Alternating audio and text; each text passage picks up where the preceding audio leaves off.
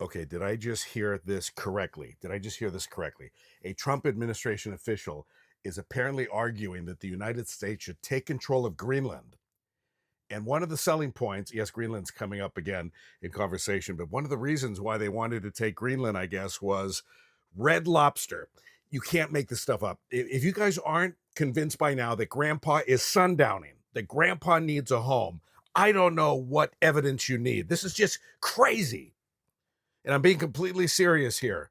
According to reporting highlighted by Ross Story and originally in the New Yorker, Trump's Arctic Affairs advisor, Thomas Dans, I think it's pronounced, argued that Greenland's fisheries could help America secure seafood supplies and even help out chains like Red Lobster.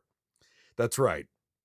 Dans reportedly said, get a load of this, the United States could take all the seafood Greenland could produce. This is what warrants taking over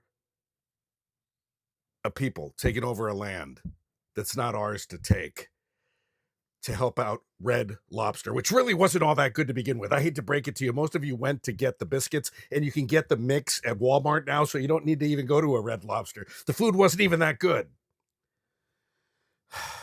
Think about how insane this sounds.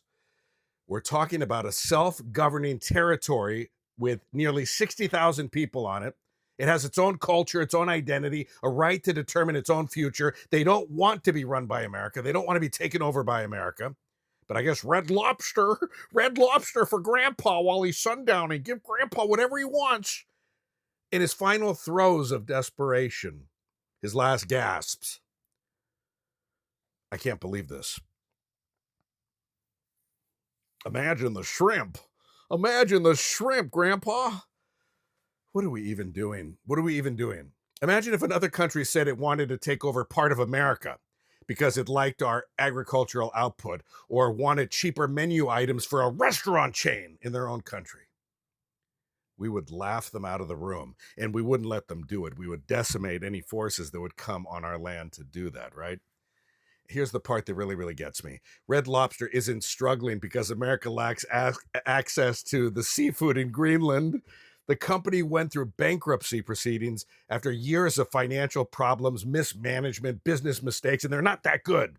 The food's just blah. The food's just average. You went for the biscuits, which you can now buy for $3 a box for the mix at Walmart. So there's no need to go to Red Lobster anymore.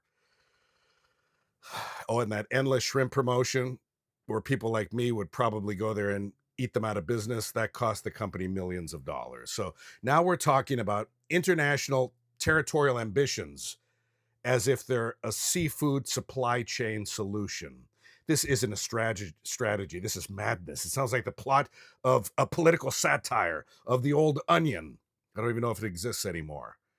The Onion online magazine that would make up stories that were so ridiculous. But we don't have to make up stories in this administration. We have an administration whose highest priorities are the Trump arch, the arch and the ballroom. Notice the pattern here, the arch, the ballroom, this goddamn reflecting pool that I don't care if it lays empty. There's no impending reason when Americans are starving. Americans can't afford their groceries. They can't afford their utilities. They can't afford their gasoline.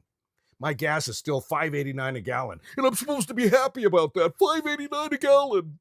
Yay, Trump, because it came down from a high of $6.29 a gallon. Wow. Why are his priorities billions of dollars spent on nonsense? Oh, and $300 billion for a country that we decimated so that they can rebuild what we decimated.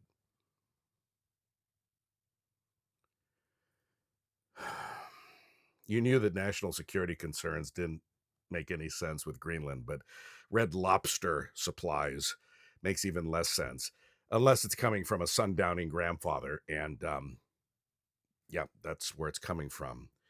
So at some point, we have to ask, I'm out of breath here because I'm so upset. At some point, we have to ask whether we've crossed the line between like serious government policy and just outright farce and late night comedy. Because when discussions about annexing territory start sounding like a Red Lobster commercial, maybe the problem isn't Greenland. Maybe the problem is that we've stopped hearing how absurd this all sounds. This administration is absurd day to day to day. And the people who still support this administration, in my opinion, are as absurd as the leadership. You're absurd for supporting this. Those of you who will mock me and laugh at me and call me Baldilocks and soy boy and all those great MAGA comments against me in the chat, in the comments, your mind has to be just as jumbled as your leaders. It has to be. There's no other explanation at all.